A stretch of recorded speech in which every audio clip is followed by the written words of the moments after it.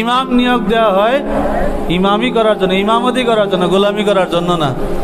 যদি গোলামি মনে করেন, আপনারা ইক্তাদাইতু বিহাজাল ইমাম বললেন না, ইক্তাদাইতু বিহাজাল গোলাম বললেন, দেন গোলামের ইক্তেদা করা যায় হবে কিনা?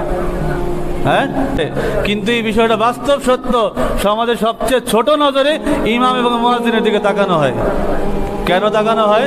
এরা তো আমাদের টাকায় চলে। হ্যাঁ, নাউজুবিল্লাহি মিন যালিক, মন থেকে বলেন না নাউজুবিল্লাহি মিন যালিক। এরা তো আমাদের টাকায় চলে, সবচেয়ে ছোট নজরে তাকানো হয়। তো ভাই তুমি ইমাম বলো কেন, গোলাম বলো?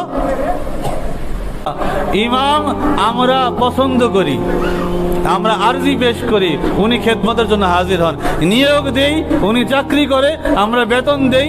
এই শব্দটাই মসজিদের শানে বেয়াদবি, কারণ এটা ব্যবসা প্রতিষ্ঠান না যে এই জায়গায় কোনো লোক চাকরি করতে আসে। চরম পর্যায়ের বেয়াদবি এগুলি, চরম পর্যায়ের বেয়াদবি, আল্লাহর ঘরের শানে বেয়াদবি।